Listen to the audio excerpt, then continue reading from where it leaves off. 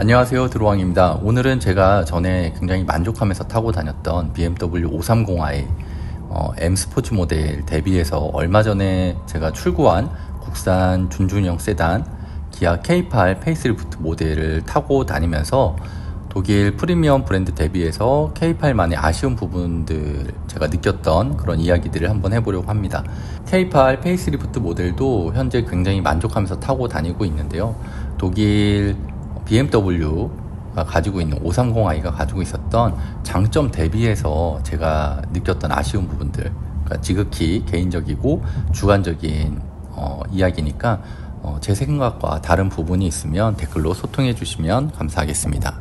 첫 번째로 이야기할 부분은 출력과 미션에 대한 부분인데요. 국산 현대 기아 자동차의 만듦새나 마감, 옵션 같은 건 요즘에 진짜 잘하고 있지만 내연기관의 역사가 아무래도 독일차 대비해서 역사가 짧아서 그런지 엔진이나 미션에 대해서는 아쉬운 부분이 살짝씩 느껴지긴 했습니다. 기술의 격차가 10년 전에 비해서는 상당히 많이 좁혀진 느낌을 받았지만 여전히 디테일적인 부분과 엔진 미션에 대한 기술력에서는 아직까지 격차가 조금씩은 느껴지긴 했습니다. 현재 K8의 자동 8단 미션도 큰 충격 없이 굉장히 부드럽게 단수 변경을 잘해주는 그런 장점이 많은 미션인데 반해서 그래서 좀 만족하면서 타고 다니고 있습니다. 그렇지만 아무래도 BMW만의 ZF 8단 미션은 굉장히 유명한, 전 세계에서도 이제 알아주는 미션이죠. 빠르고 즉각적인 변속 타이밍, 그리고 스포츠 모드로 변경했을 때는 일부러 변속 충격까지 주는 그런 운전의 재미까지 선사해주는 그런 부분에서 현재 K8의 미션과 차이가 있었고, K8의 변속이 조금씩 느리다 보니까 거기에서 오는 출력의 손실이 조금은 있는 것 같은 부분이 느껴지긴 했습니다. 두 번째로 이야기할 부분은 스티어링 휠 감각에 대한 부분인데요. 아무래도 5 시리즈가 후륜구동 방식이라서 전륜 기반의 K8과 직접적인 비교는 어렵겠지만 BMW 5 시리즈가 K8보다 스티어링 휠이 조금 더 무겁고 중앙 원복 능력에서나 또 핸들 보타 없이 도로의 중앙을 계속 유지해지는 그런 능력에서는 아무래도 K8보다 조금 더 나은 감각을 보여줬습니다. 이게 진짜 예민하지 않으면 잘 느끼지 못할 정도의 감각 차이고, 오히려 스티어링 휠의 유격이 있어야지 더 편하다고 느끼시는 분들도 계시더라고요. 제가 차를 타고 운행하면서 가장 중요하게 생각하는 부분이 스티어링 휠이 이제 도로의 중앙을 잘 유지해가는 그런 감각과 또 스티어링 휠의 유격, 그리고 중앙 유지 능력, 날카로운 코너링 성능, 이런 예민한 핸들 조향 같은 것들을 제가 가장 차에서 중요하게 생각하는 부분인데, 아무래도 BMW가 후륜 구동이라서 그런지 K8 대비해서 스티어링 휠 감각이 훨씬 더 예민하고 쫀득한 느낌이 들었습니다.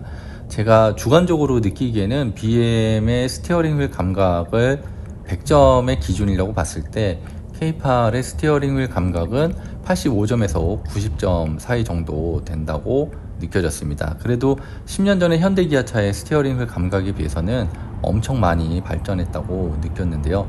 예전에 타봤던 현대기아차의 스티어링 감각은 진짜 50에서 60점 정도 수준이었다고 느껴졌습니다. 이건 저의 개인적인 의견인데요. 10여 년 전에 쉐슬람들을 양성하기 시작한 이유가 이 스티어링 휠 감각 때문이기도 했다고 저는 생각이 들기도 했습니다.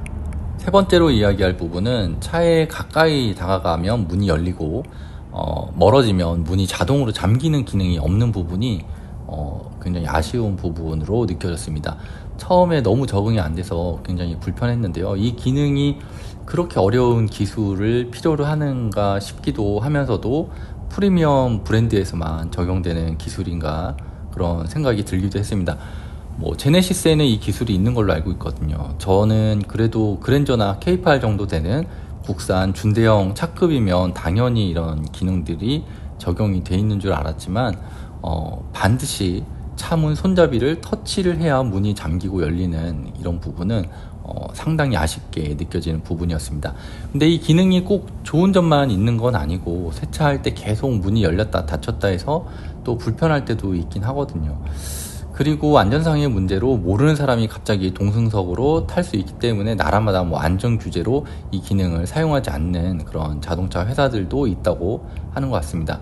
현재 제 와이프가 타고 다니는 트랙스 크로스오버 같은 경우도 자동 문잠김 기능이 있는데 매번 내려서 차문을 잠궈줘야 하는 그런 부분이 조금 더 번거롭게 느껴지는 부분이어서 아쉽게 생각되는 부분이었습니다.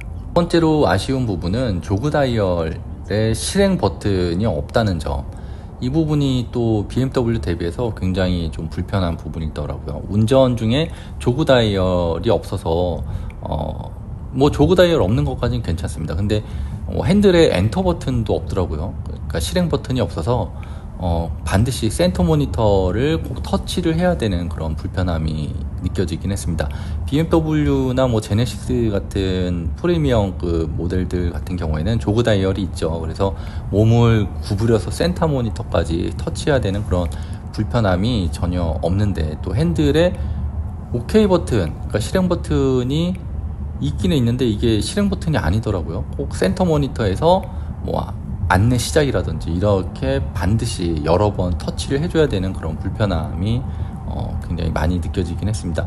조그 다이얼이 있으면 변속기랑 기어 변속기랑 조그 다이얼이 헷갈린다는 그런 분들도 계시는데, 변속기 레버 주변이 공간적인 면에서 손해를 본다는 분도 뭐 있긴 하지만 없는 것보단 뭐 디자인이나 공간적인 면에서 좋은 부분도 있지만, 핸들에 OK 버튼이나 뭐 실행 버튼 이런 거 하나 만들어 줬으면 일일이 계속 센터 모니터를 터치하는 그런 뭐 또 지문도 많이 남잖아요. 그런 부분들도 조금 아쉽게 느껴졌습니다.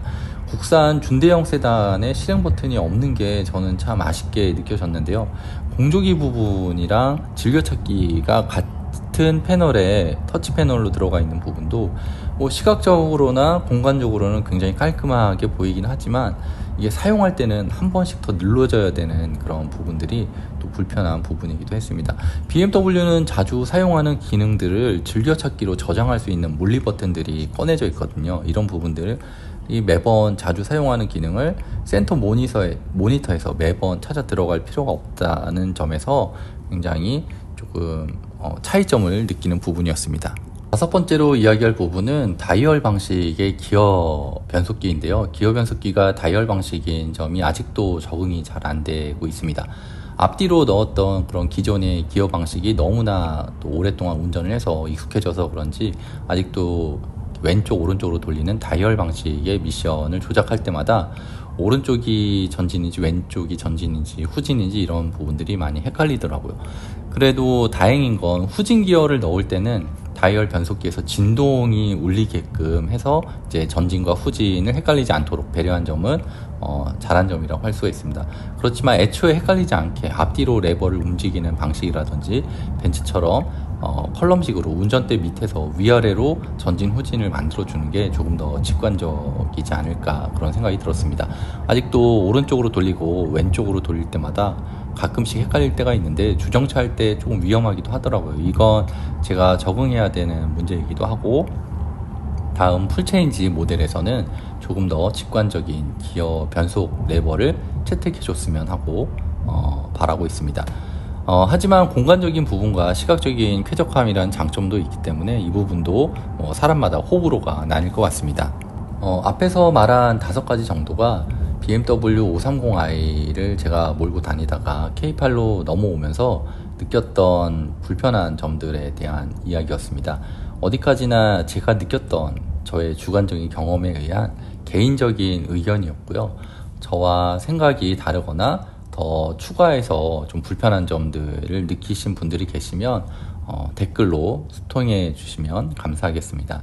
그래도 K8이 가격적인 면에서나 여전히 뒷공간의 공간감, 그리고 승차감 면에서 5시리즈 대비해서 장점이나 만족감이 더 높은 부분도 분명히 있습니다.